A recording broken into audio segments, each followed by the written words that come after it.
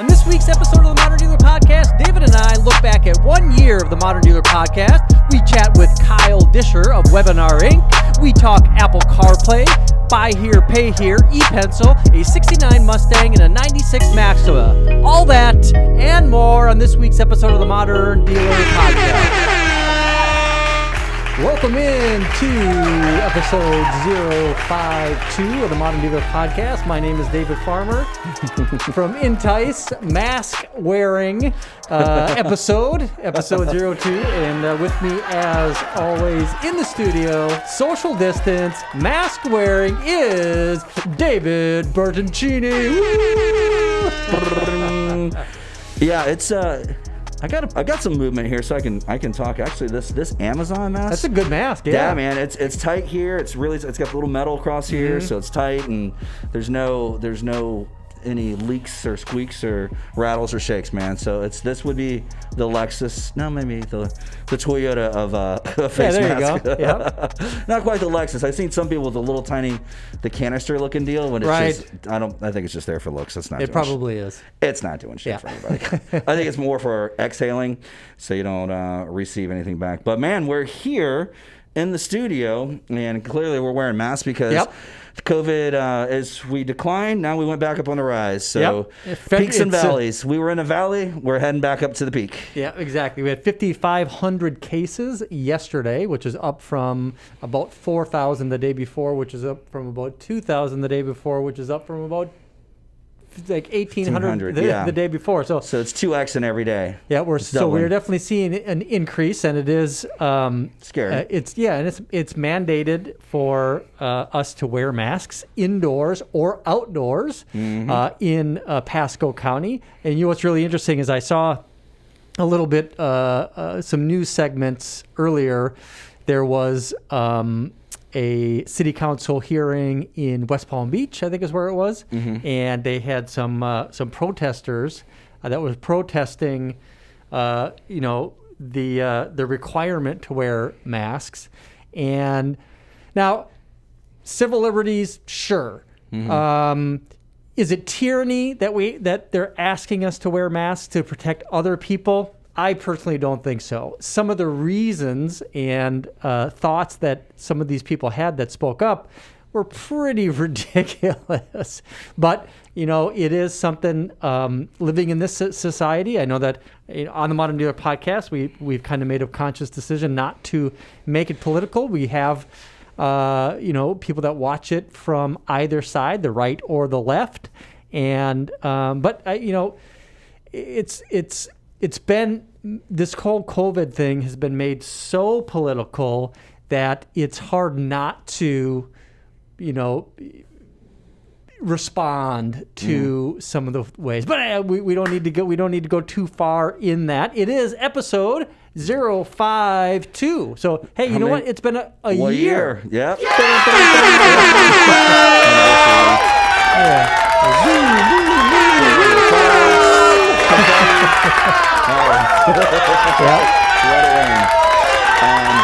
052. So clearly that's 52 weeks in the year. We've been doing this for a year. Yeah. It was July 4th, so maybe was this a leap year? Did we get an extra week?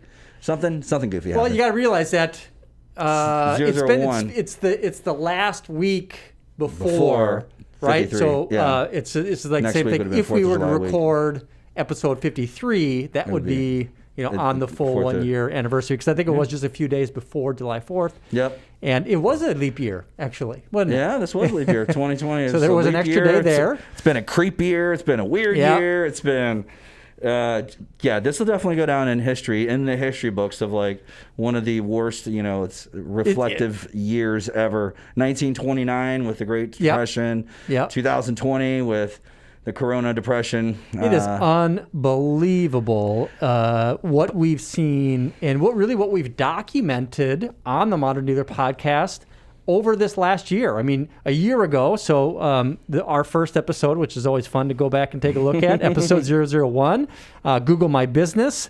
kind of getting our feet wet a little bit, understanding, how to do a podcast, what it means. I mean, we still haven't figured out how to do a podcast yet. We're just, we turn on the cameras and just chat a little bit.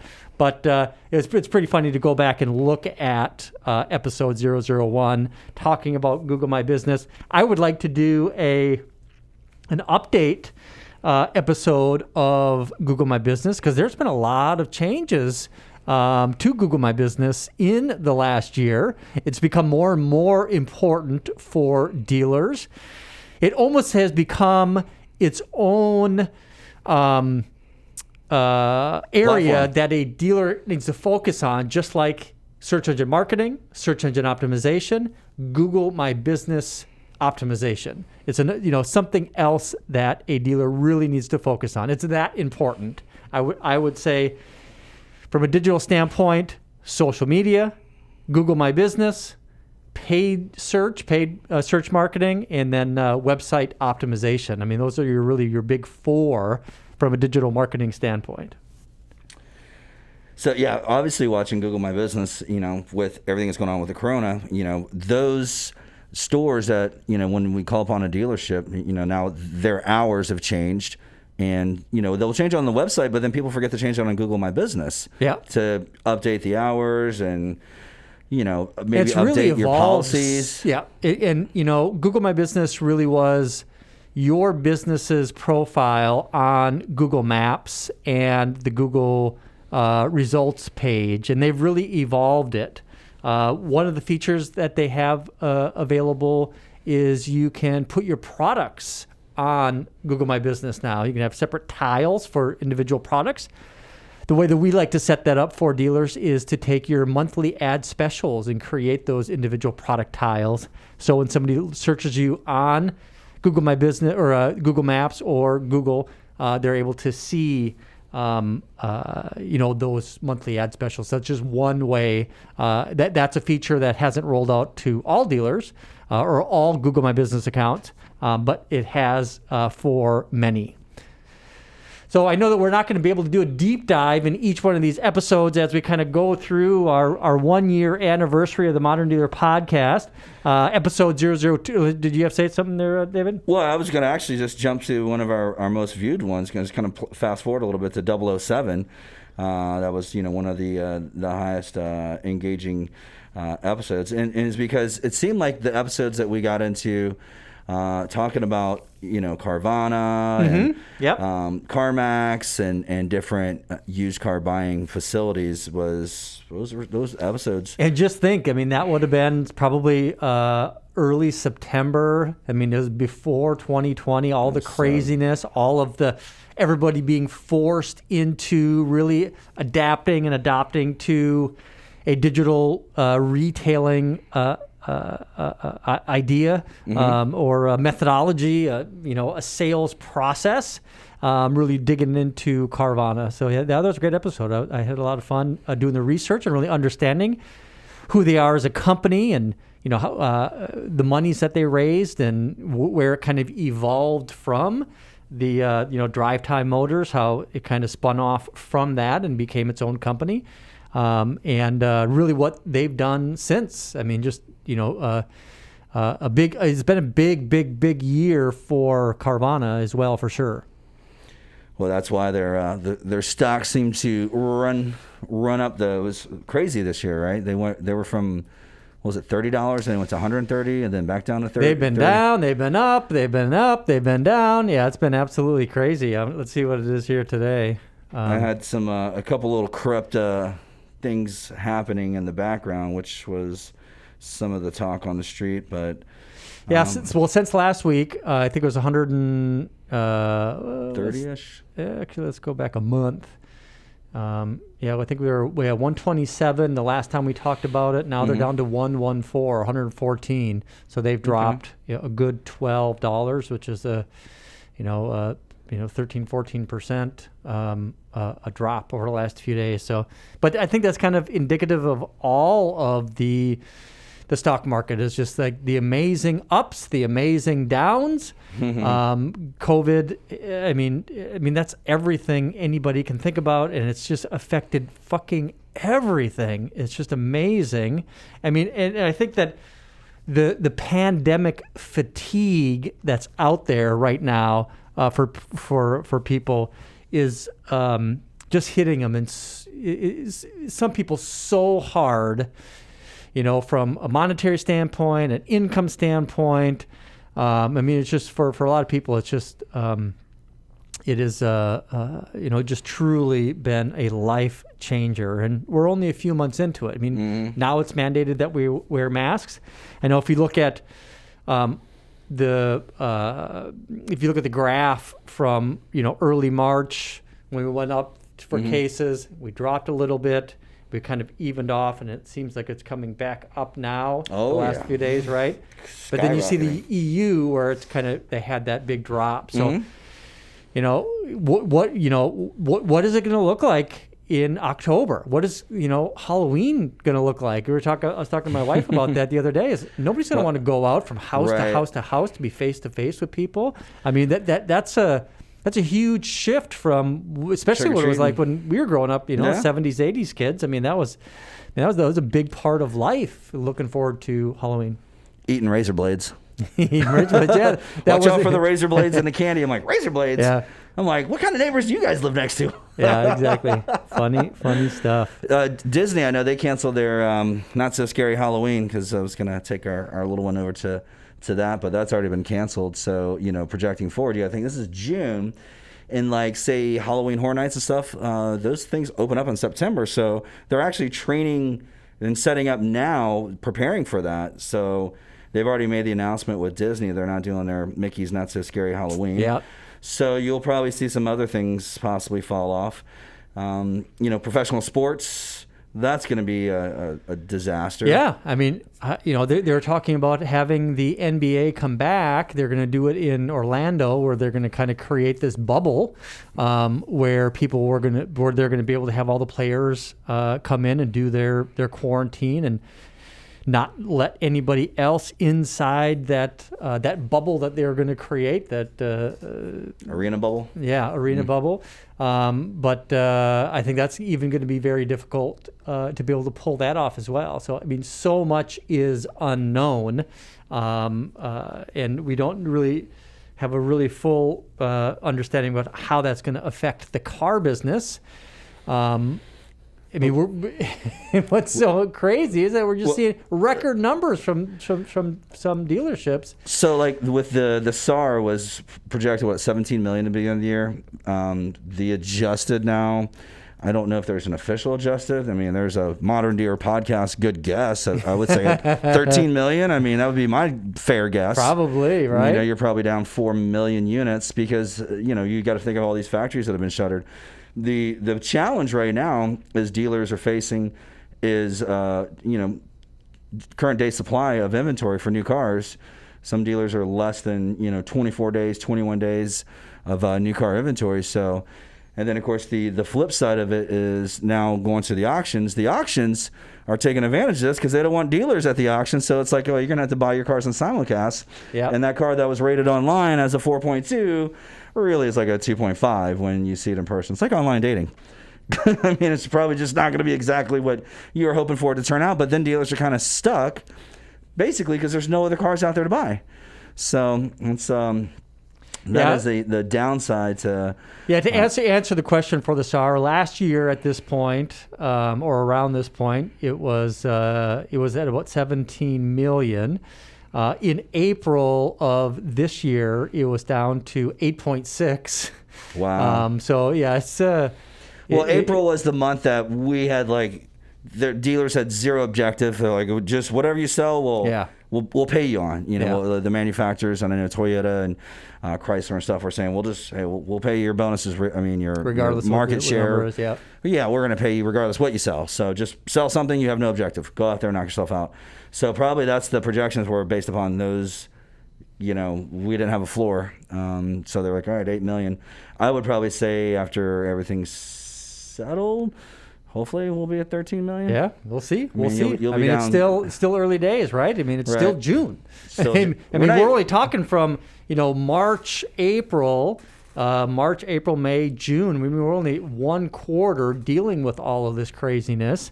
So we got a lot of year left. So it's going to be, and I don't think we're going to be, I don't think we're anywhere close to being able to say, ooh, I'm glad that's over with. Sure. Let's go back to normal now. Nobody knows when normal is going to come back, what normal is going to look like.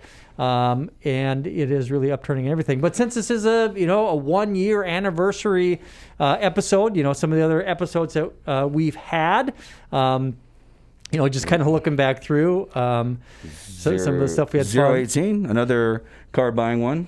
Yeah, 018. That's got that's a Vroom one. Yep. Yeah, that one's done really well. And I think that's our highest episode, Vroom and online car buying. That's a very popular subject, and I'm sure over the last 4 months, I mean, everything circles back to COVID. That's for sure. I mean, even as we started talking about in episode 19 with online F&I, that's something everybody is dealing with right now. Episode 019, we were talking to Lloyd Truschel, very special guest. That was a great episode. Had a lot of fun with that. We also had a good friend of yours come in for episode 020.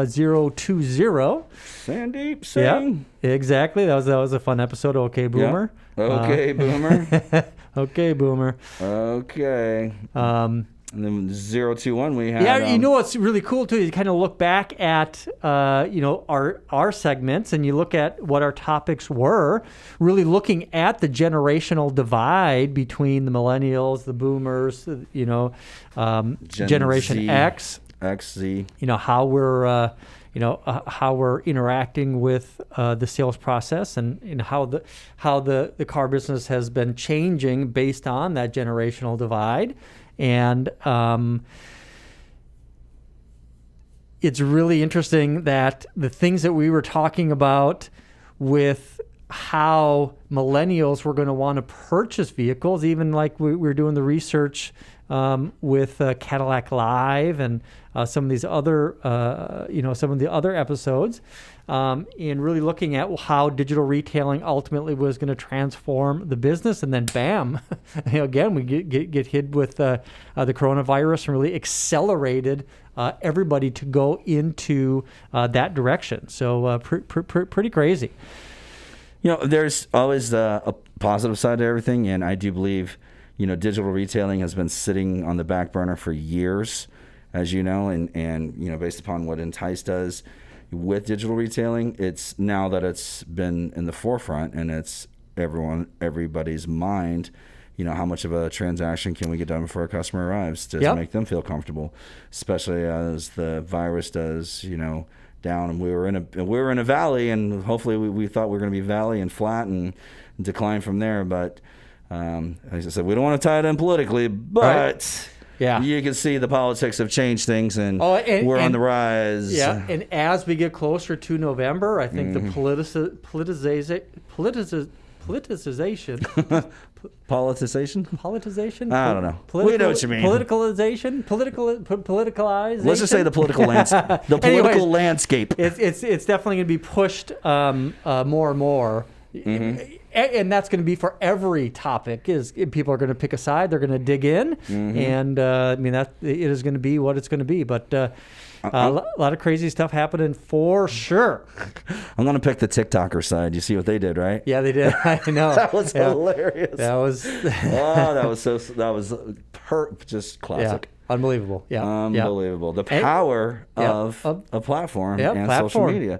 Digital, social media. Yep. People just don't realize how powerful something can be. And that's, you've got the connectivity there. You've got people which love the platform.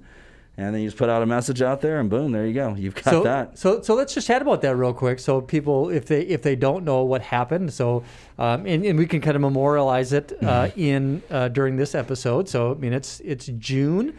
It's a late June. I think it's 24th today for a recording. And last week there was a first Republican rally. Trump had a rally in Tulsa, Oklahoma. And the expectation is that there's going to be there's 1 million people that had interest in going there. They expected, huge tens of thousands numbers. of people, and ultimately about 6,000, maybe 7,000 people showed up. And the reason that there was a huge amount of interest is that there was a whole bunch of people on TikTok that faked that they were going, and they just said, "Yeah, sign me up, I'm going." Yeah, and it was just something that went viral, and everyone just they blew it up. I guess it was rigged. And this time it really, really, really was rigged. So that's funny because we had that episode 048, and we talked about TikTok and how powerful of a platform it is, and everyone just. When I was told about it, like I said, in October, I was like, huh? And then seeing, as we just saw in the news this week how much of a powerful platform it is.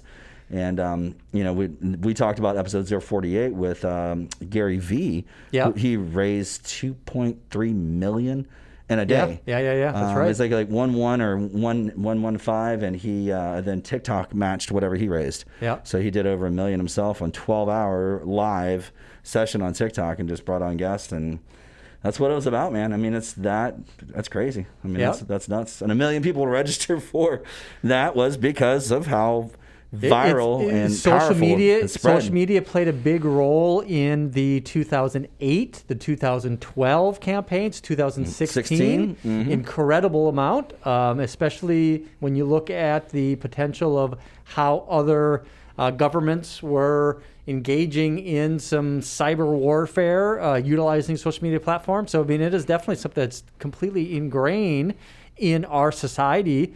Not only the way that we buy cars and look at cars and research things, but how we do everything is really connected to social media. So going in, we're going to go ahead and get this first segment wrapped up. So, this is a year. This is really a full year in review. We did back in episode 26 and 27. Those are great episodes. Those were around Christmas time when we did our first year in review. So there's a review of 2019. And since then, I got, where's my guy? Where did he go? I had somebody else. That was one of my guys here. Gave me a gift here. Oh, here he is. He gave me a little Funko Pop dude that is Clark W. Griswold. Oh, man, look at that. I didn't know he came that way. Look at that. Yeah, isn't that awesome? So that kind of matches the outfit I was wearing for episode 026. Is there a squirrel on his back? You know what? There's not. We'll have to get old baby squirrel. There you go. That's funny stuff. Put that on there for him. So one of the reasons we need to get this wrapped up is we're actually going to make a 3-segment Modern Dealer podcast. So we've been doing these 30-minute episodes. This is going to be like probably a 90-minute episode or close to that, a 70 to 90-minute episode. Our second segment is we're going to include a special guest, and Kyle Disher, somebody I used to work with back about 15 years ago at the Cardone Group, Grant Cardone and the Cardone Group. And he started his own company, Webinar Inc. He does some sales training. He's got some great sales training content. And we're going to talk to him a little bit about his career, a little bit about what he does, and what he has seen in his travels over the past few months, and how COVID has made an impact on the car business from his perspective. So we're going to be welcoming him momentarily, and then we're gonna wrap up our third segment, kind of going through some of our later episodes, and maybe even do a little Birch 3 tips at the end there. So. Let's go ahead and get this segment wrapped up, Mr. Bertoncini, and then we will be back with Kyle Disher.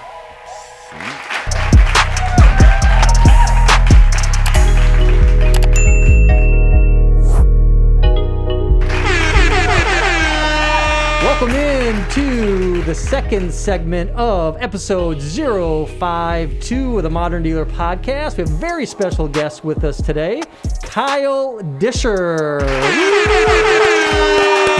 Round of applause. So me and Kyle, we go back about 15, 16 years, something like that. Long time. And we first met, we both worked for Grant Cardone and the Cardone Group. And Kyle was a trainer that was out in the field training the Grant Cardone sales process. And since then, he has started his own company. You've kind of traveled the world. You got a lot of video content. So we're very excited to hear a little bit more about you and have you share your story with us and the Modern Dealer podcast audience. And to get to that, Kyle, the one thing we like to do is to really find out how you got into the car business. So we call that the origin story. So what is your origin story? How did you stumble into the car business? And we're very anxious to find out about that. Thank you for the introduction. Before I even get into that, I got to tell everybody watching this something. I don't think people realize how much of an effect you had on the industry and how many cajillion dollar can't even talk today, products are in dealerships right now that you kind of made 25, 30 years ago, because you're an old man now. So that's off to you, because there's a lot of people using your products and they don't even know it. So yeah, well, thank you for that. Thank you for that. I appreciate that. Yeah, talking about e-pencil, and you just really think about how many car deals have been made utilizing, that strategy. I mean, it's amazing. It's funny you say strategy, because I guess it is kind of a strategy, because you were part of the original team that made that tech, and then when other people came into the market, started making their own versions of that. I think even though the tech changed and maybe some of your layout changed as people took the stuff other places, but the philosophy and the strategy of it is pretty much the same. So. Yep, absolutely. Well, thank you for that very much. I appreciate that. Of course. I don't want to leave the co-host out. I'll just say you look handsome with your mask on. Yeah. I feel like I'm one of the Avengers today. I know. I feel like Batman. Without a mask. Yeah. I feel like the mask of Zorro. Superhero has a mask versus not. I'm the non-masked part of this Avenger. Yeah. Right. Yeah, I got the goggles. Well, I guess it would be Winter Soldier. That'd probably be the closest, right? There you go. Yeah. Or what was the villain in Batman? The Joker? Blaine. Blaine or something like that? Bane. That's what it was. Yeah. It has to be Bane, because you got the mask on, though. There you go. Yeah. Awesome. There you go. So you asked how I got into the car business? Yeah. So I was 18 years old. I was in high school. I was a senior in high school. Wow. Only had a couple classes a day. And I had not a lot of aspirations to go to college. I wasn't the greatest student. I went to 5 high schools, I think. So wow. I moved around quite a little bit. And I sold appliances at Montgomery Wards. So that was my first, commissioning job. I think I went in to apply when I was 17. And then I got hired shortly after turning 18. So that was my, so I've been in sales, commission sales, for essentially my whole career. And I'm selling washer machines and dryers and refrigerators and picture tube TVs and stuff. It was back in the day. And there's this sign near my high school of this little dealership looking for salespeople. And I go past it a few times. I'm like, you know what? I think I could sell cars. And so I put my little Montgomery Ward tie on, and I went in, and I was like, hey, I'm Kyle. I want to sell cars. And they were like, not a chance. They politely asked me to leave. But they didn't take the sign down, and it was right by my high school. So I just kept popping in. I don't even think I owned a car, to be frank, when I started selling cars. And I think I went in 3 times, finally got an interview, and then they hired me, and I started selling cars. That's awesome. And that was in... Buy here, pay here. Buy here, pay here. So, Yes.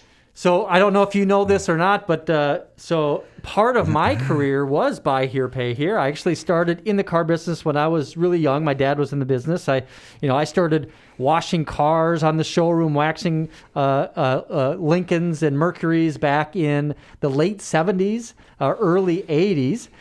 But when I moved down here in 1993. Me and my father opened up a small used car dealership that used to do buy here, pay here. So I did that for about 5 years. That was in the early to mid 90s. That was right before moving on to the Toyota store.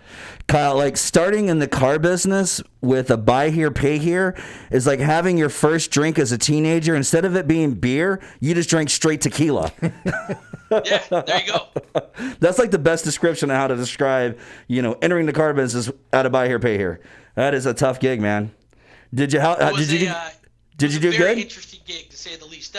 The lot I worked, I'm from Portland, Oregon. Portland, Oregon isn't known for the, roughest guys, but every city has like their, they got their problem part of town. You put a few million people in any place, and the police actually used to use our lot as their stakeout area because it had a fence, and a lot of the other places around us didn't have a fence and had a lock.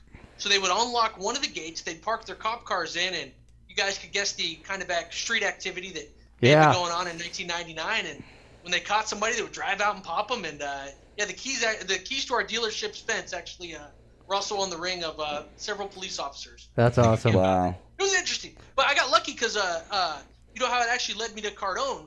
That little buy here, pay here dealership was owned by a super progressive Toyota store.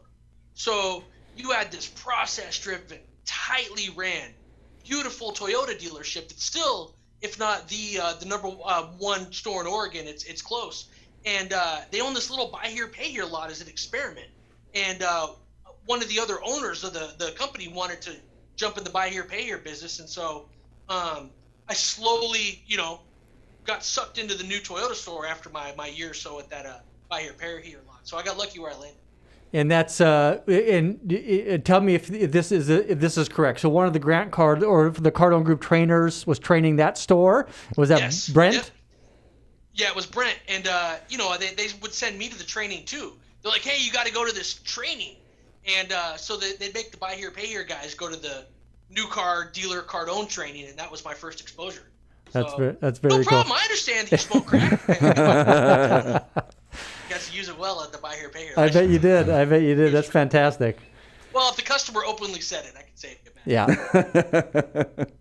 That reminds me, one of the first experiences that I had with Grant Cardone personally, where, of course, I saw him, I think, for the first time in 96 or 97 when I was selling cars, and I became a really big fan of him and, his teachings and the word tracks, and, really dug in. I mean, memorized the book. I can't tell you how many times I leafed through it and, look through my notes, listening to the tapes back and forth to work every single day. And so, and then I think in late 99 or 2000, right after I created the first version of ePencil and put a marketing agreement together with with the group to bring it to the marketplace, went to our first NADA, bringing out ePencil as a product to the marketplace, and Grant was speaking at NADA, and one of the funniest things happened during that presentation. I think he was able to get that position, and then I don't think he was able to come back for a few years after that because of of what he said during the thing. But one of the things that was super funny is that. Do you remember the line that got him banned? Yeah, I do. So are you sharing or not sharing? I'm going to tell you. I'll tell you. So he's there, talking to all the dealers, and back in the late 90s, early 2000s, I mean, it was all business, buttoned up, suited up, and everything, and that's kind of the clientele that was there. And he's on stage saying that, you motherfuckers, I don't know if he said the word motherfuckers, I mean, he'll say that now, but you motherfuckers, what you do is you spend all your money to advertise at night, overnight, 2-3 o'clock in the morning, that you're telling people that you're going to get them financed. If you got bad credit, come see us. And then you get upset when the guy that just burned his lip on a crack pipe comes into the dealership and wants to buy a car with no money down and $200 a month and a 300 credit score. Yeah.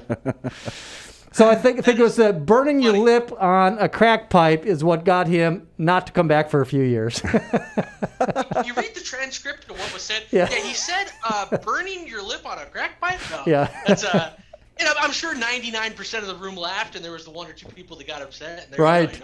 Yeah, exactly. So, I got a good late night story, by the way, too. Not to cut. So when I was still selling cars, it was probably about 7-8 months into the working there on 82nd Avenue is where our buy here, pay here was. We ran those late night ads, right?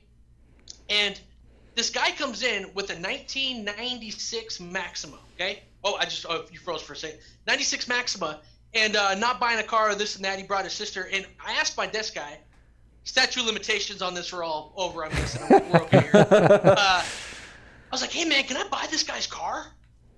And he's like, is it part of the deal? I go, no, he just wants to sell his car. So it was about a 10 grand ACV. I spent $5,000 on this car, right? So I had this beautiful Maxima, completely bald tires on the front. And I'm so pumped up. I'm like, I'm going to make $5,000 on this car. Driving it. Had the title. Oregon's a title bearing state. Yep. So you give the guy the cash, you got the title, you own the car. You don't even have to go to DMV. Wow, okay. You got a little bit of a, so I go and see my friend, and I leave her house at like midnight, hanging out waiting for infomercials, because they used to advertise for those, get them in anytime type people. And I would drive to the dealership about 1 a.m. and I would start answering the phones, right? I had this Maxima all pumped up. Tires are bald. I will never not have good traction on my tires. So I go off an off ramp, right? The car just goes straight. I turn, I drive off of an off ramp in this car that I just bought. Car busts through the thingy. I'm dangling off, and I will never forget this. I hit forward, and I came back, and I was like, oh, I'm alive. And then pop, the airbags blew up in my face. They didn't really touch my face though. And there you go. So that's funny. I still made a couple grand on the car when I sold it, but I used to go to those those late night come on in the next day type deals. I love it. That actually reminds me, one of the things that David Bertoncini and I have in common is, so we both sold cars at that Toyota dealership that we were at in the mid to late 90s. I think it was 98, 99 when we were together. And one of the things that we used to do, is a big volume Toyota store. Actually, the first month that I started working there, we sold 700 cars. So to kind of give you an idea of how many salespeople and the inventory and the infrastructure that we needed. One of the things that we used to do for our used car department, we used to have $5 car sales, and we'd advertise the fuck out of them. And, we'd actually have one car there that we'd sell for $5, literally $5. And then we'd have another car that we'd sell for $15, one that we'd sell for $65. And it would kind of go up from there. And we would have days where we would sell, 50, 60 used cars, 70 cars in a day. And my first management position at that dealership was a used car manager. Can you imagine? Yeah. It was just two guys, me and another guy, that was desking deals on these $5 car sales. David was selling cars at the time. And this is just some crazy, crazy days. There's days that he would go stay there overnight. I would get there, like Kyle said, he'd get to the dealership at 1 a.m. in the morning to take care of some business. I was there at like 2 in the morning to handle the $5, buyer customers, because they're hanging out on the lot. And I'm out there collecting driver's license and insurance cards. I'm like, man, I'm going to sell me, 8 cars today. And it was nuts, man. It was. So you got the driver's license, you got the phone bill, you got the checking account. Yep. Whose name is the trade-in? Oh, okay. Yeah. Well, all right, let's Yeah. I tell you what, though, all joking aside, I love those customers, and it's the most fun you'll ever have, because they're appreciative. You treat them great. You treat them like they're buying a Bentley, and they love you forever. Absolutely, absolutely. And that I learned so many lessons selling used cars specifically at that dealership, and becoming a manager at that dealership. One lesson that I learned about selling cars is, never prejudge any customer at all. When you're looking at them, what they're driving in, how they act. You don't know if they can buy, if they can't buy, if they got good credit, they got bad credit, they got money, they don't got money. I learned that from a gentleman that came in. It was super late. I want to say if we closed at 9, it was probably 9:30, right? And just closing another deal. Guy comes on the lot, piece of shit pickup, barely running. It's a work truck, and he does plaster work. It's on its last legs. Anyways, I go out there, and I was told to go out there because there's a couple other guys that didn't want to up this customer. I was a new car salesman at the time. Glenn Mills, the used car manager, said, "Hey, David, do me a favor, just go talk to that guy. None of these knuckleheads want to talk to him." So I went out there, and long story, just a little bit longer, is the guy had an 830 Beacon. He put $5,000 down, bought a 1-year-old F-150 that we had in stock, and it was just an easy deal. Made $3-4 grand on the deal, and it was just super simple, super fast. And so you can never prejudge anybody based on what they look like, what they're driving, or anything. Because you would have looked at this guy and said that he couldn't, afford a hamburger, right? Yeah. Yeah. So one other story I'll tell you real quick, because you brought up buy here, pay here.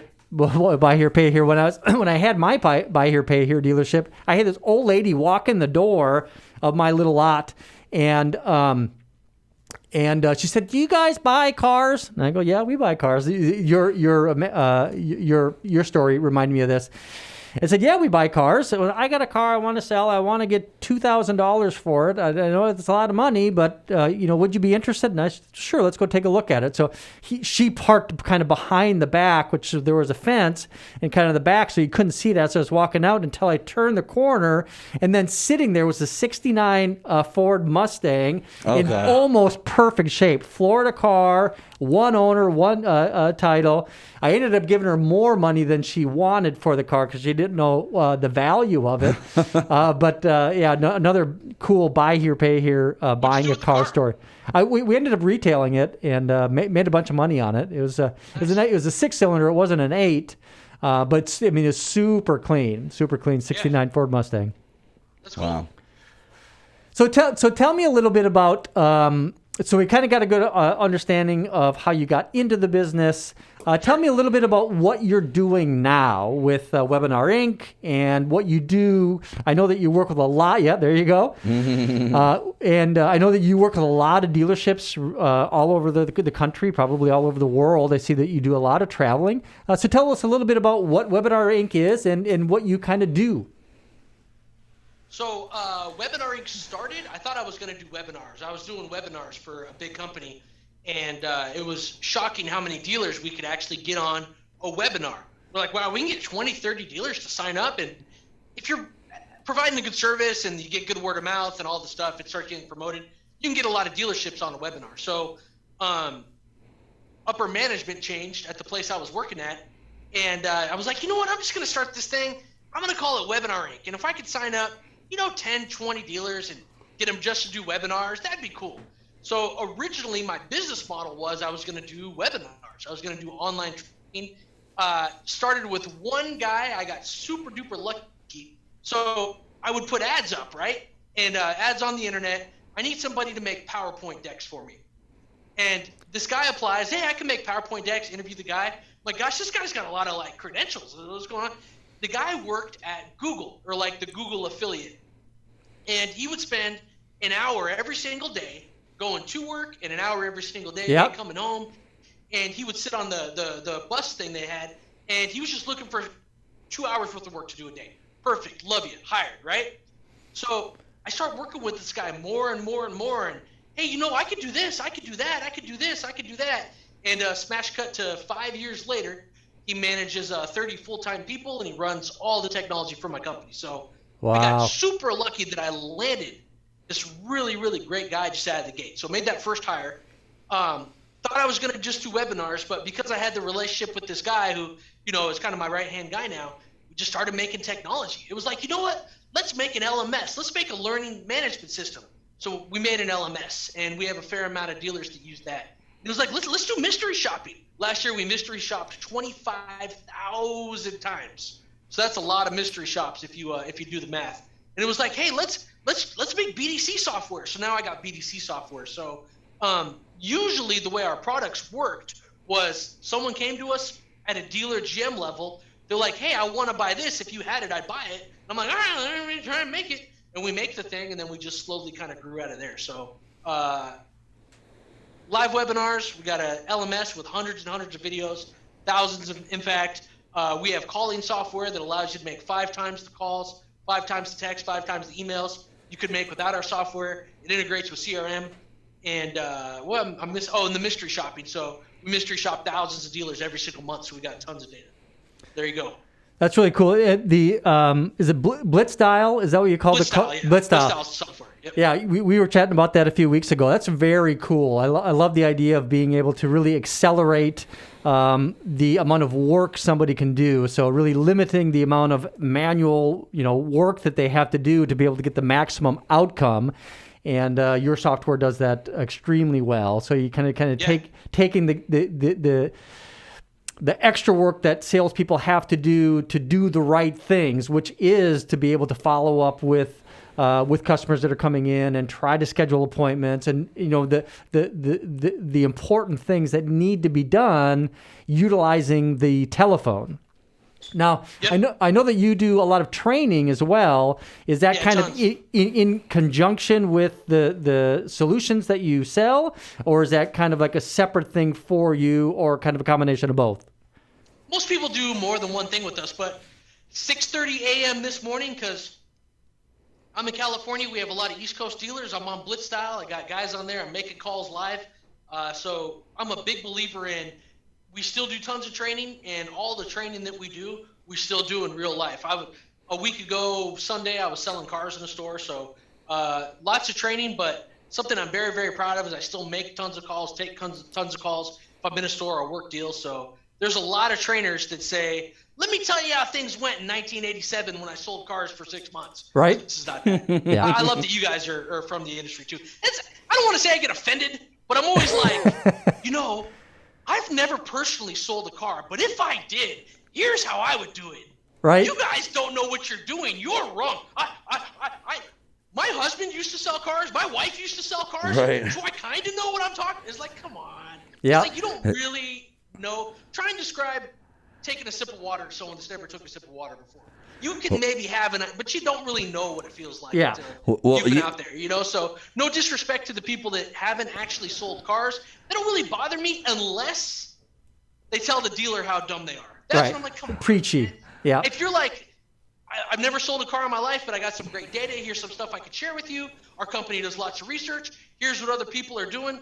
Love you. Great. But when you go, I've never sold a car, your dealership sucks, our products underperform me because your people don't know how to, I'm like, you know what I mean? That's what tangent, but I recently had a GM get all fired up because some guy called and said all the salespeople suck, and they're trying to deflect from an underperforming product. Right. So, I hate that. There Hate you go. that. Yeah. Well, there is definitely something that you learn when you have been in the trenches, when your sole income that you are going to be providing for yourself and your family comes from the sale of automobiles, knowing that at the beginning of the month you start at zero, and at the end of the month you're going to have to make your mortgage payment, you have to pay your electric bill, you're going to have to pay all your bills, and it's only going to happen if you sell cars. And I sold cars. I managed had management positions as well, but there's no question that I learned more in the years that I sold cars. I learned more then than I've learned since. I mean, I have the street cred of knowing what it feels like to sell 250 cars a year for multiple years.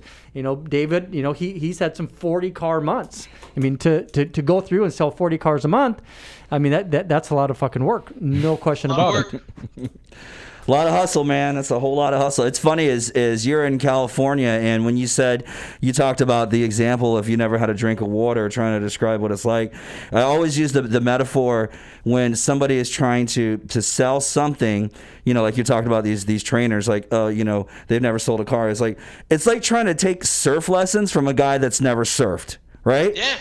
It's just ridiculous. I'm like, seriously? So how many times have you been on a board? Oh, I never have, but this is my philosophy. And I'm like, come on, dude. Seriously? This is how I would do it if I was going to do it. Get out of here, bro. I've never surfed, but I can tell you, you are a terrible surfer. And if I was a surfer, you know how well I would surf? It's the truth. There's a wave right here. We got a board. Why don't you surf? No, I don't surf. What if I did? This is how I would do it.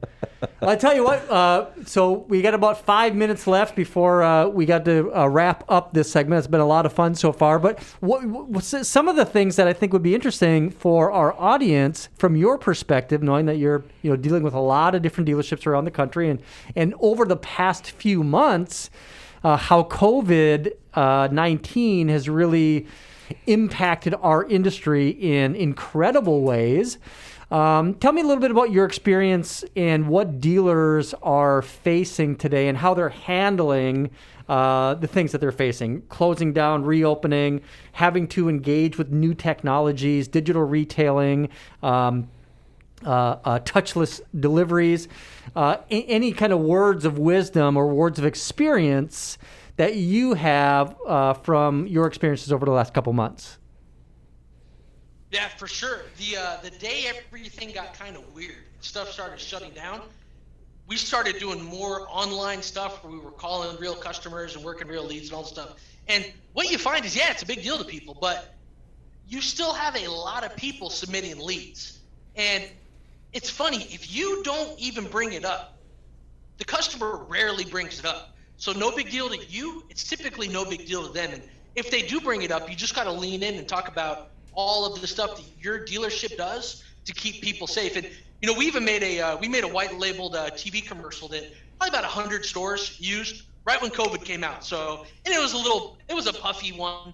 Like, at our dealership, we keep people safe by blah blah blah. And we and it was like, hey guys, here's the message if you need it. But how do you tell this person doesn't care about COVID enough to not come in and buy a car? Well, I don't know. Well, maybe because they submitted a lead. And you just call the people, and as long as you're not making a big deal, they don't make a big deal.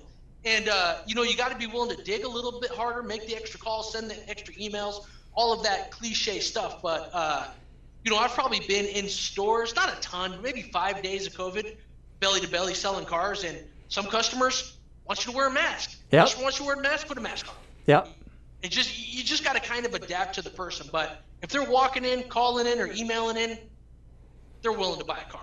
Yeah. If they're going to stand in Costco for 2 hours and buy eggs, and not worry about it, they're not going to worry about being in your semi-empty showroom floor. Yeah. And that's we actually have, David, you can share it if you want. Sorry to cut you off. I probably have about a couple hundred calls at least of real live deals getting worked by me since COVID happened. I'll send you that. You can share it if you want. Yeah. Well, I'll link it down at the bottom too. We'll be able to share that out. I think it's going to be great content. Sure. We edited out the customer's name and changed the voice a little bit and stuff. So Perfect. I think that's great. I think that's great for dealers to be able to see how other dealerships and other sales professionals are handling business today. I mean, and I think for the most part, when it really comes down to it, that even though we're in a more delicate situation because of what's happening with coronavirus and COVID, at the end of the day, it's still selling cars, regardless of the atmosphere that we're in. Doing the right thing, being polite, being nice, building rapport, and just doing the right thing. Absolutely, and just respect the customer's wishes and needs. And if somebody brings up COVID, don't waste that opportunity. You're calling me to buy a truck during a pandemic? Yeah. The reason I'm calling you is because do you realize all the incentives that just came on this truck? If you're fine to save a few $1,000s and buy the truck now, now's a good time. If you're uncomfortable coming into the dealership, we can do everything over the phone. Yep. And then I will bring that sanitized vehicle. Instead, we can sign the last bit of paperwork at your house. Perfect. You just take it away from people. Yep. Tell them how don't waste the opportunity. Well, I tell you what, we have a hard stop because our cameras only go for 30 minutes. Exactly. Whoa, nice. Exactly. Well, I tell you what, it has been absolutely fantastic to catch up with you. We are going to take a month off and then come back in August. Maybe sometime in August or September, we'll have you back and see how things are shaping out for the rest of the year. Sounds good. All right, man. Well, thank you so much. We'll see ya.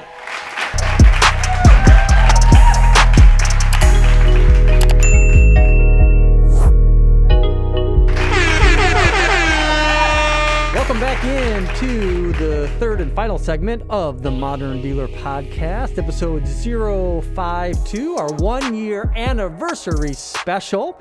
We appreciated everybody sticking in. We had a great conversation with Kyle. Funny guy, and really just does a great job for his dealers. We're going to link up some of those phone calls that he was talking about on how to be able to handle people. And really, you can listen through those and create some of your own word tracks that you can train salespeople on how to really just move them into the sales process, however they're engaging with you. Anyways, had a great time talking with Kyle. In this segment, it's going to be a long episode, like I said a little bit earlier. This is the first time we've had 3 segments in quite a while. I'd have to say we'd have to go back. It's probably been a few months, when we first started. We had 8 episodes of coronavirus, remotely. So we did those in a segment or 2, but not a triple header. Yep. Today is a triple header. Today is a triple header. It's, just looking back at all the things that we have talked about over the time, over 52 weeks. It's been a wild ride. I mean, from Google My Business to YouTube to Facebook inventory ads, even though that's a year ago, it doesn't make it any less important. And actually, I think COVID-19 and coronavirus has made all of these things more important and more relevant. So if you're a dealer catching us for the first time, first of all, we'd love to have you like, share, and subscribe to the Modern Dealer Podcast on, of course, we're on iTunes or you may be watching us on YouTube, whichever your preference may be. But yeah, hit us up and be sure to turn on notifications. Ding! After 52 episodes, that still is just ridiculously cracks me up. I don't know why, but anyhow, but yeah, stay tuned with us through the rest of this episode here. We're gonna cover some good stuff. Let's rock and roll, man. Yep. Episode 5, we talked about the Google's Dealer Guidebook. They actually have a Google Dealer Guidebook 2.0 that I don't know if they've officially released yet. We actually did talk about some of that a few episodes back. But episode 5, we really dug in and talked about that. A lot of great information in that episode. Marketing Live 2019, Think Auto. I think that was a really cool event. We chatted about the one guy from FCA, used the personal experience about researching a Tesla. Was it Tesla? Yeah, that's what it was. Tesla. Yeah, it was a Tesla. Alfa Romero, and compared to a Tesla, the 2 different experiences. Yeah. Biggest complaint that he had was, number 1, it took too long. Number 2, all the work that he did prior to making the purchase didn't translate. And those are the things that I think is extremely important to be able to solve for with whatever type of digital retailing experience, whether you have the technology or not on your website, to be able to provide a much more expedited process and allow customers' shopping activity on your website to really translate into the experience. It reminded me of a conversation I was having earlier this week about making sure that when you set up your digital retailing experience on your dealership's website, that you're going to include things that are going to build value in the showroom experience. And I think, it kind of goes to talking about, for example, our loan maker tool. So one of the things that we do is we have soft credit pull technology built right into an application that you can install on your dealership's website that allows a customer to get their real FICO score and get pre-qualified for a loan. There's a lot of customers. We were talking about credit challenged customers and buy here, pay here customers with Kyle, and really providing the customer the ability to get pre-qualified is very appealing to a lot of customers to make sure that they are able to get pre-qualified. Now, our product uses a real FICO score, but there's a lot of products in the marketplace right now that are using more of a phony type of credit score, an inflated credit score. In some instances, that's called a Vantage score. But just think about the experience that you're going to provide to a customer on your website, that you're going to give them a Vantage score, which typically is going to be quite a bit higher than what the actual credit score is.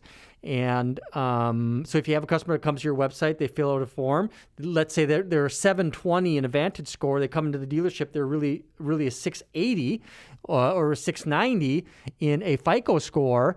And it really creates an opportunity for some challenges where a customer comes in the showroom and it's not what you told them on the website. So anyway, it's just a conversation I was having earlier this week. And I think it really is something that people really need to think about on the data that you are sharing on your website, in regards to how that's going to translate into the online, the in-store shopping experience. It's like a Credit Karma, basically. Yeah, Credit Karma. Yeah, it's just a Credit Karma vanity or advantage, but we'll just call it a vanity score because it's prettier than actually what it is. Yeah. So very true. It never goes the opposite direction. Yeah. It's like it's a 720. Oh wait, it's a 770. Yeah. Well, and you got to understand why too. Let's say, for example, I think the lowest credit score I've ever seen is somewhere in the 300 range, right? Woo-hoo. I don't know what the absolute lowest can be. Though I've seen hit us up in the notes and let us know the lowest score you've seen. Yeah, right. We could see somewhere in the 300s, and then for the very highest, I think technically it goes to 860. But 840, 850, that's in the very high range. And then the Vantage score, I think that goes to like 900 or 950. And so everything is shifted, higher. Mm-hmm. So if you are a 680, you might be a 720 with a Vantage score. And if you're telling a customer that's what your credit score is on your website, but then you tell them it's something else, that they're not going to qualify for whatever that rate is, it's something to think about anyways. Oh, I can't wait for the survey for that sale. Right? Yeah. Not Perfect. Good. Yeah. Good luck with that. Yeah, online shopper, express department. We talked about that in one of those episodes. That was very cool. What else, David? So just looking in the last year, what's been some of your favorite experiences from the Modern Dealer podcast?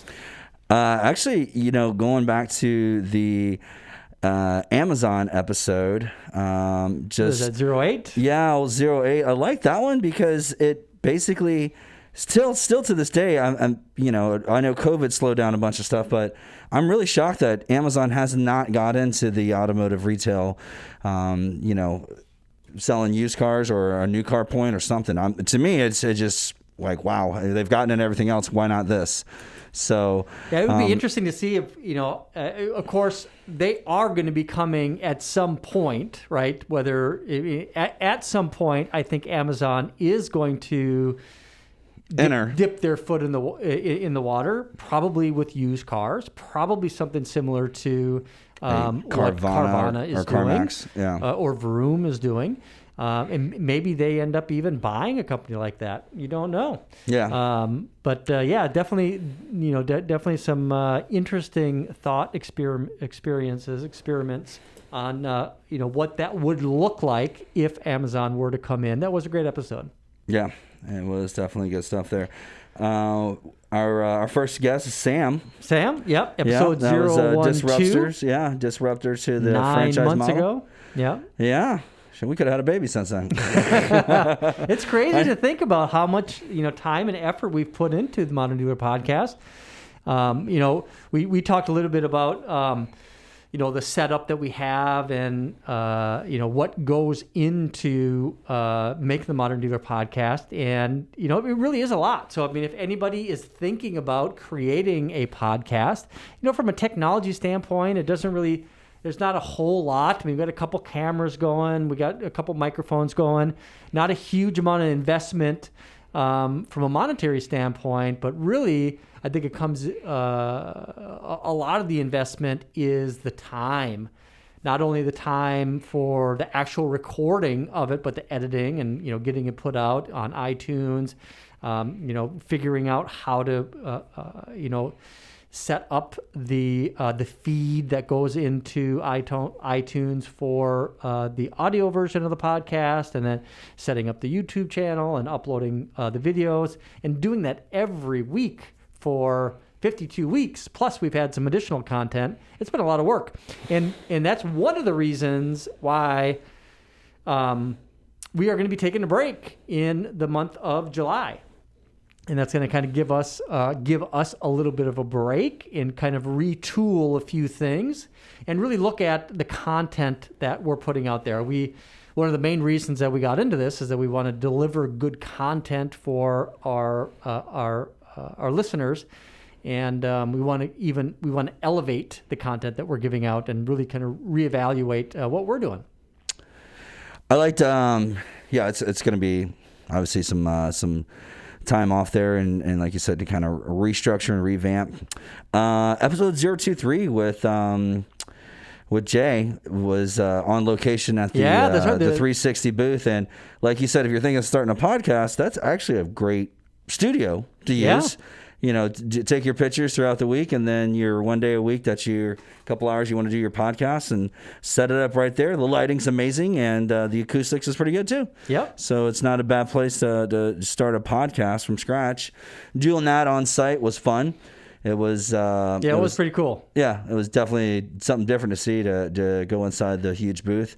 You got to watch the intro to that. David did a custom intro versus the typical Modern Dealer podcast from the parking lot to the studio, but did the parking lot inside of the 360 booth.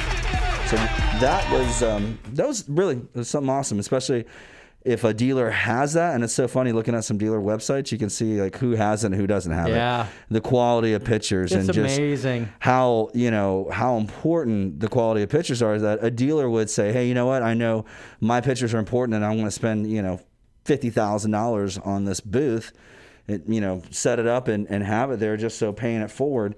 Understanding how dealers went from the bottom of the CPO list to the top of the CPO list in a matter of 6 weeks based upon the photos. So it's had a great time on location. It's cool that he's got his office really not that far from here, 15-20 minutes away. Where he's got that set up, and he came back again for episode, or actually we went to him and then he came to us just a few weeks ago. Episode 4, was it 48? 49. Wait. Was it 49? Yep, 49. Yeah, 49, 049. Yep, The Darkest Timeline with 360 Booths, Jay Smithwick. That was a good episode. We were practicing our social distancing. We could put kind of in our big conference room area. That was a lot of fun. That was pretty cool. And then TikTok, like you had mentioned before. And then our COVID episodes, right? So crazy to think about. At least. Yeah, I mean, just 47, 46, really? 45, 44, 43, 42, I mean, 41, 40, 39, 38, 37. I mean, it was all the way back 3 months ago, episode 036. That was our last kind of non-COVID. I mean, at that point, we hadn't even heard of what COVID is yet. Or maybe it was... Actually, there was one, episode 35, I think, the intro. The intro, I remember that. Yeah, you're like, I think I've... Talking about Google, dealer, on this week's episode of the Modern Dealer Podcast, David talks about his trip to the ER, and I think I am that was a good one. But right before we got into COVID, we actually had Jeff Cowan. We got his book right there behind you. He was a guest on the show, and that was he's a mover and a shaker when it comes to service and service training, kind of like our guest today with Kyle and his sales training. Yep. So it's nice to have those vendor guys, both from California too. They seem to be making some good trainers out there in California, huh? Yeah, very true. Very true. That's one of the things. So there's a lot of people that are creating podcasts that are really focused around vendors in the industry and, connecting and interviewing other people. Although I think that's really cool, and I'm glad that we were able to do that a little bit this year. I really think that, having us being able to kind of pick a topic, dig in, and give our perspective of what that topic is, really makes the Modern Dealer Podcast what it is. And, one of the things that we had talked about kind of offline is what is that going to look like for year 2 for us? Now, we could continue to go on and keep the Modern Dealer podcast in this exact same format and just do another 52 episodes, for the rest of 2020 and 2021. Or we can take this opportunity to take a step back and what can we do to make it better? What can we do to make it a little bit different? Not be afraid to break what we have to make things better and move us in a different direction. I think that's one of the things that I've learned in my career is being able to look at things from different perspectives. And it kind of is what we just referenced in that intro. We were talking about the 10X Growth Con and Grant's 10X rule, where, it's going to take 10 times longer, it's going to take 10 times more money, and it's going to be 10 times harder than you think it's going to be. But I think with that, having the ability to kind of recognize where you're at, where you're going, and be willing to shift and make adjustments to your approach. I think that's also one of Tony Robbins' what he teaches is making adjustments to your approach to really get where you want to go. And that's what I want to do in the month of July, is really to look at. So I'm excited to see what episode 5.3 is going to be for us, right? Yep. Or maybe it's maybe we go back to 001 in a different way for kind of season 2 of the Modern Dealer podcast, where this kind of closes a chapter for us on with episode 052. It has been a fun year. We've done a lot of good stuff, a lot of great guests. I love it when we went to Vegas. We've got the NADA special editions out there, and a lot of great folks we met in Vegas. I think one of I liked what was it, Adam Steele. He was he was great. Yeah, he was good. And Mason Miller, those guys were just... had a lot of fun. Yeah, a whole lot of fun. And it was interesting to see how many attorneys are in the automotive industry. Yeah. And their point of view on... Terry and Randy, those guys they've been around the block a few times for sure. Yeah. I mean, the depth of experience that they have in the car business is pretty amazing. Do you remember Terry's intro into the car business? The murder? clown shooting. Yeah. Yeah. It's like, following up on his murder. And it was funny as I saw it actually on like the, did you really? the TV show. Yeah. It was the clown that went to the door and shot the lady. And it was, the clown turned out to be a female. And it was nuts, man. I was That's like, crazy. Because when he explained it to me, I was just like, I just saw this episode of the, whatever those crazy, TV shows are on Discovery Channel. So yeah. Interesting. Let's see what other one was one that stood out there. The NAD. Speaking of NADA, episode 033. NADA itself, just talking about the history of it and how it started and the legislation behind it, the whole idea of NADA. I wonder. They've been actually campaigning for a lot of changes because of Corona. Yeah. So it's good to have that foundation from NADA to help dealers. We've had a lot of conversation about digital retailing. I mean, it'd be probably 50% of our conversations have really centered around that. Mm-hmm. But really, when we first started with the Modern Dealer podcast, I really didn't think it was going to be so much about digital retailing. I thought it was going to be, more about how the evolution of the car business is going to take place. And there's so many other things within the industry that that are changing. I mean, for example, autonomous driving. You look at Waymo, you look at what Uber is doing for autonomous driving. I actually read today, did you know that Toyota owns like $290 million stake in Uber? No, I didn't know. I didn't know that as well. They have a huge stake in Uber, and of course, Uber. We know Uber for what they're doing with their taxi service and with their Uber Eats, but they also have a big portion of their business that is in autonomous driving. just like with Google as well. And the electrification of the automobile with Tesla, and how Tesla is changing the industry. We're moving away from a franchise model, and Tesla is selling directly to consumers, which is a fundamental change to the automotive industry.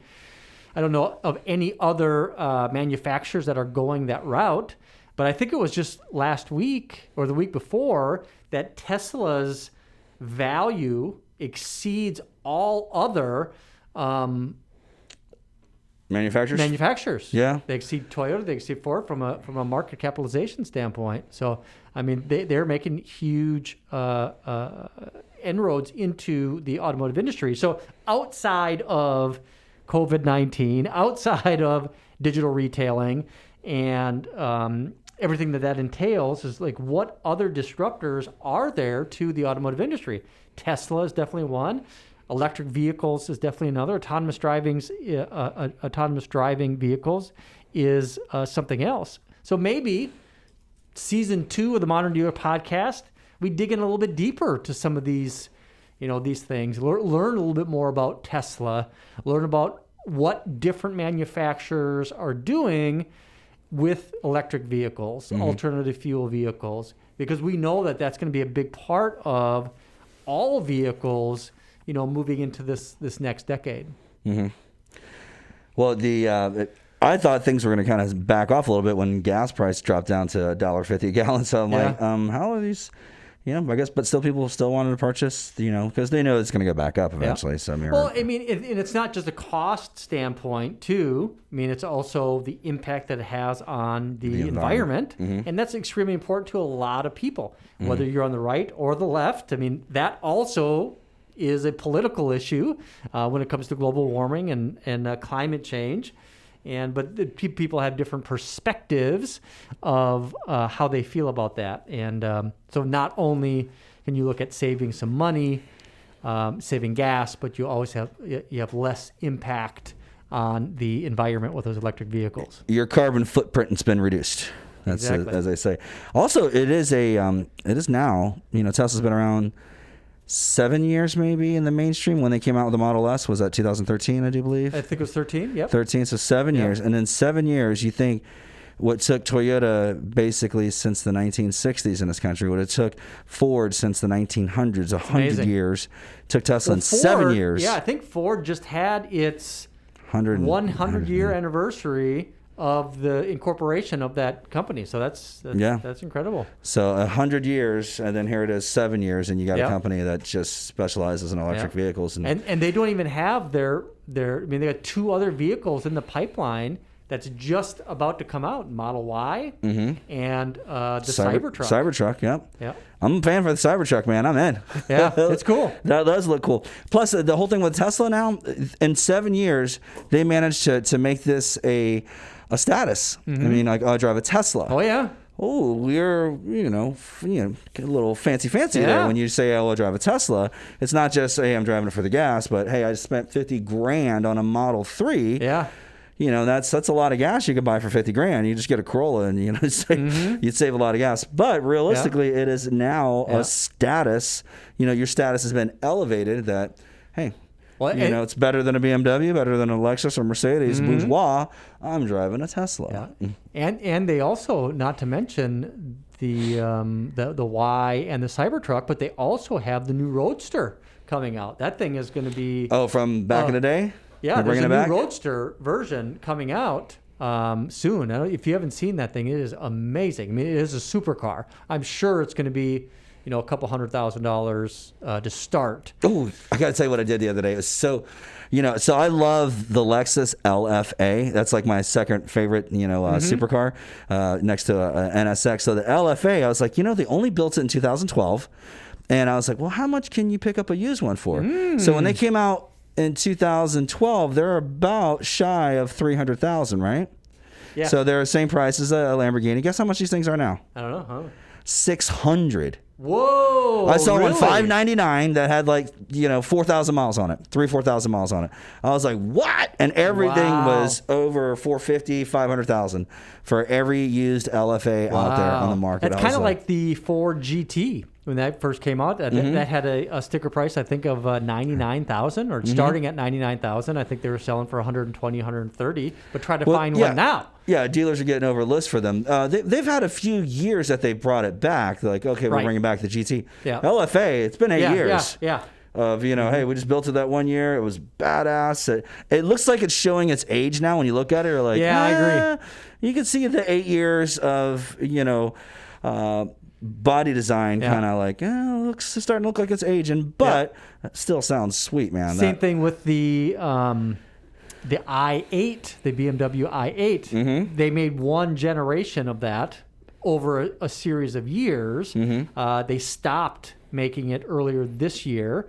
But you can buy those, which also is very futuristic looking with the gull wing doors, and that's all electric. That's super cool. But you can buy those for like $60,000. Cheap? So, yeah, that's pretty cheap. Typical BMW. Yeah, I mean, it basically is a supercar. Well, the new Vet, man. Oh, that thing that's very cool. That's some good looking car there. Yeah, mid-engine, GM, first mid-engine. That's very cool. Hopefully that saves GM, man. That's and we've talked about on several episodes. We've had some, some model updates. We talked about the Mach-E Mustang. Yeah, we sure did.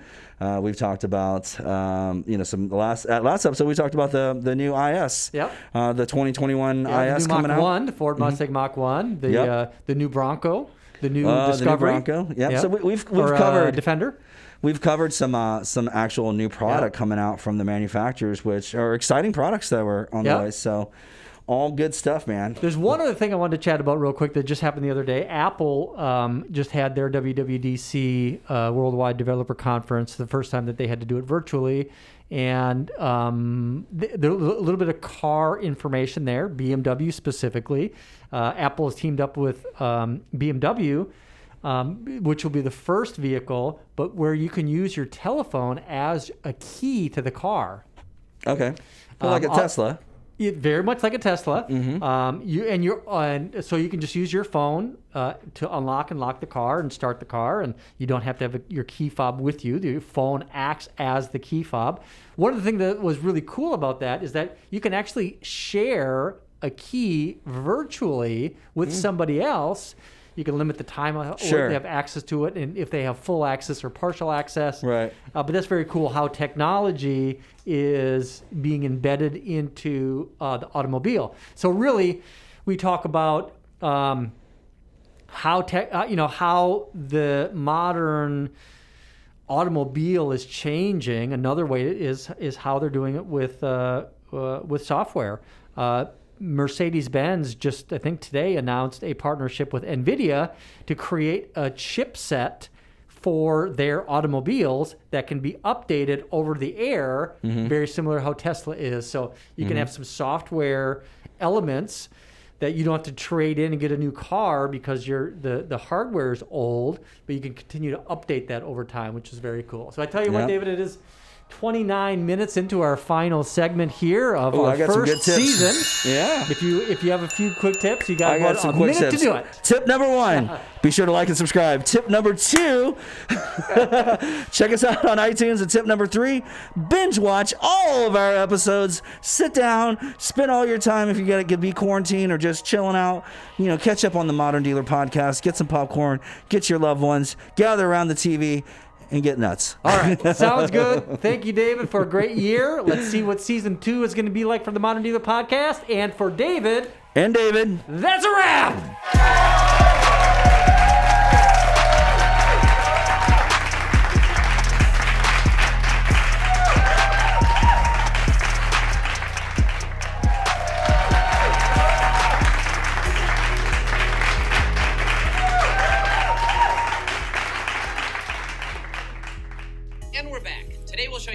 Homemade kettle corn with Dr. Rich. Rich, how do I get one of those giant spoons? Well, actually, I carved this one myself after lightning struck an oak tree in my backyard. And then I made my nephew a rocking horse. That's adorable. It smells heavenly. Dr. Rich, what sets your kettle corn apart? Well, it's a secret ingredient. A couple extra pinches of love. No. You can't beat that. Feels good. Not this again, Rich. You know they're doing a fake morning show. There are no cameras. I know. It's just a fun way to start the day. So grab a paddle partner and hop on in here. You know what that does, Sam? Yeah.